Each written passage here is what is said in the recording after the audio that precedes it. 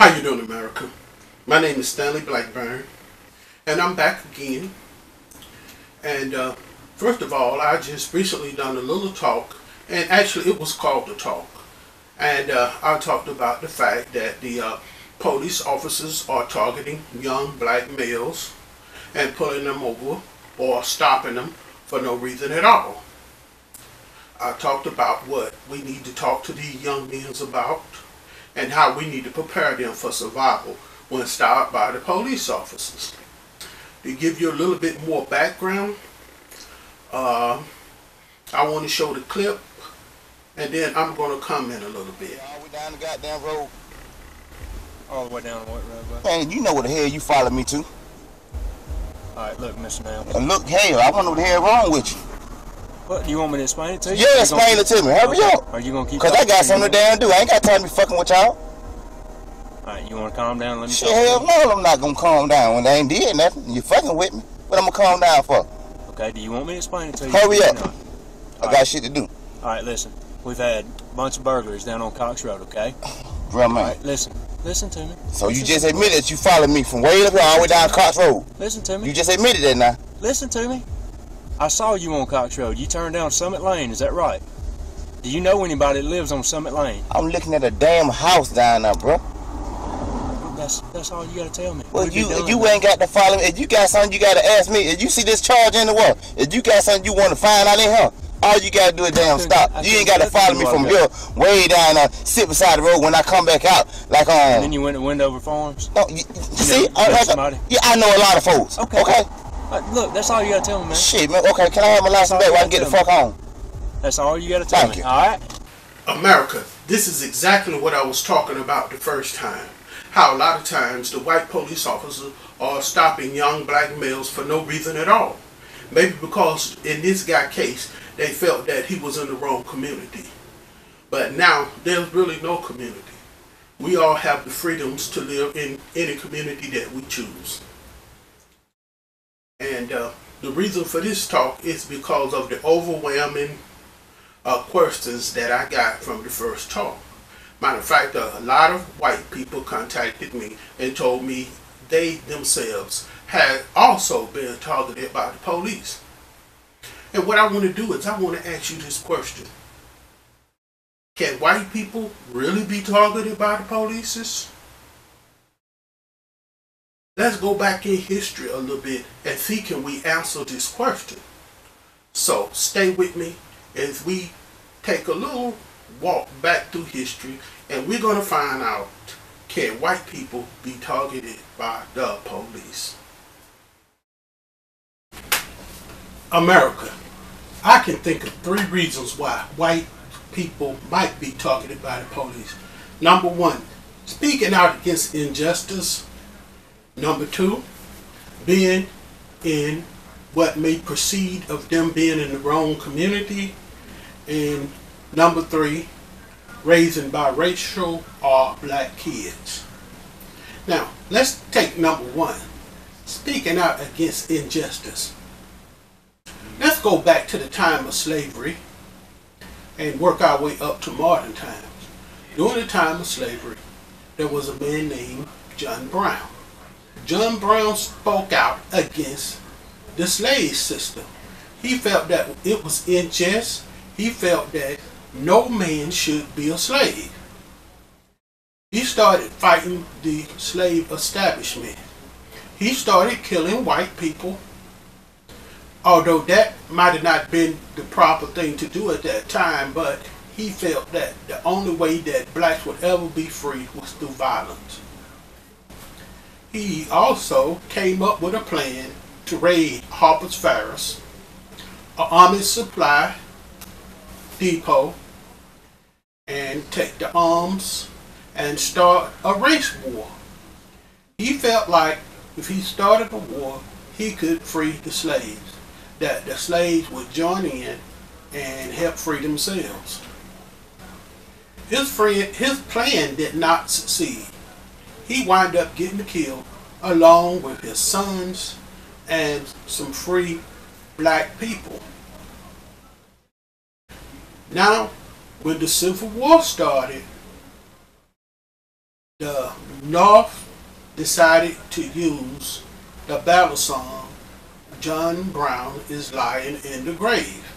This became their #1 battle song in recognition to John Brown because of his tireless effort to help free the slaves. Now, let's fast forward a little bit into history. Now, most people, at least most white people, said that one of the reasons why they didn't speak out against what happened to Mike Brown was because, #1, they didn't know how. They didn't know how to do it in a political correct way. And #2, a lot of them was afraid of becoming targets themselves. They felt like the police would start targeting them if they spoke out against what they felt was injustice. We're going to wrap up this section, White America Speaking Out Against Injustice. We're going to wrap it up with a classic case that happened in the Deep South during the time of the Civil Rights Movement. Viola LaRusso, she not only spoke out, but she done something about it. And after the clip, we're going to discuss why she was targeted by the police for her actions.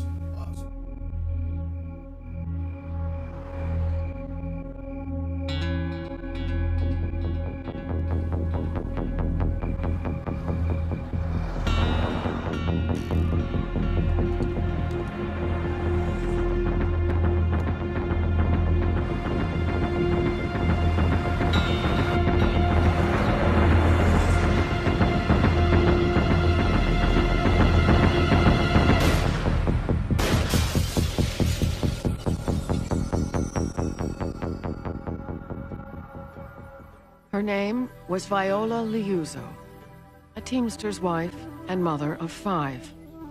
She left her home in Detroit to volunteer in a civil rights march in Alabama and was brutally murdered just a week after she arrived. This is where it happened, on Route 80, Lounsboro, Alabama. The shooting took place just over the top of that hill up there last night. She was the only white woman killed in the struggle for civil rights, and her death shocked America. Mrs. Liuzzo was shot in the head as she drove a car in the Selma Freedom March. With her in the front seat of that car was a young co-worker, Leroy Moulton. Viola and Leroy were shuttling marchers from Montgomery back to Selma. There's a white female and a black male. I mean, that's a deadly combination. Her funeral was attended by dignitaries and loved ones. Her death reveals many white persons of goodwill who are so committed to the cause of justice and human dignity that they are willing to pay the supreme price as a result of their standing up. But the recognition vanished all too quickly. Unlike other martyrs of her time, her legacy would not be that of a hero. And it's not by chance that today, hardly anyone even knows her name.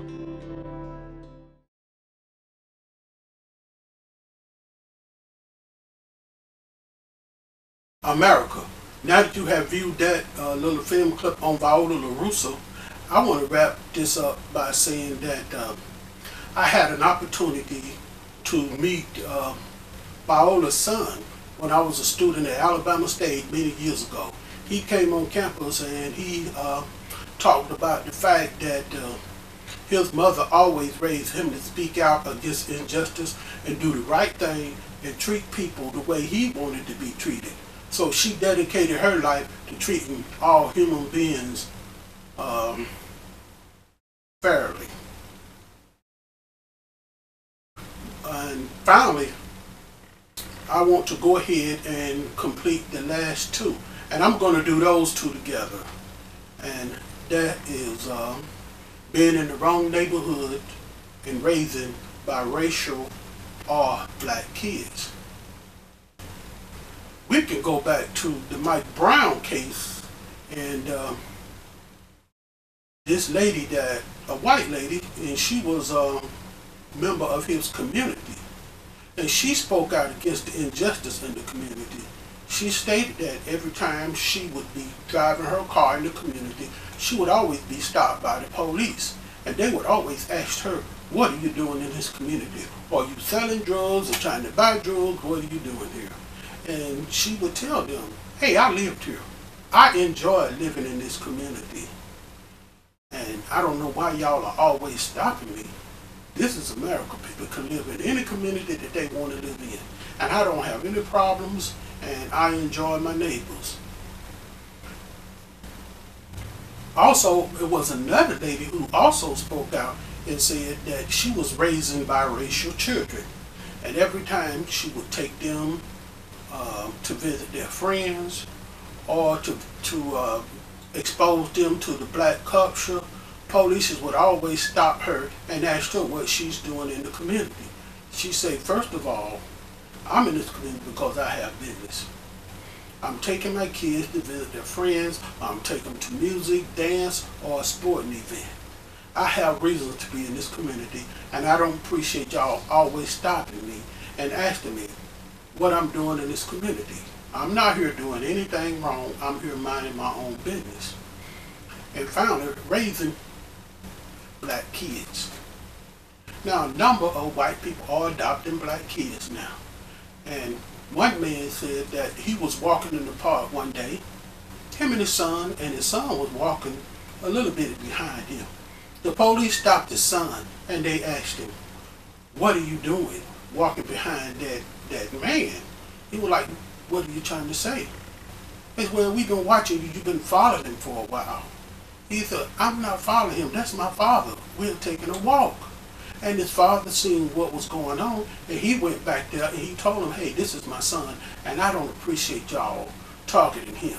He's a good boy. He's not doing anything wrong. He's my adopted son, and we're just having a father-son outing. Now, America, I want to conclude it by saying,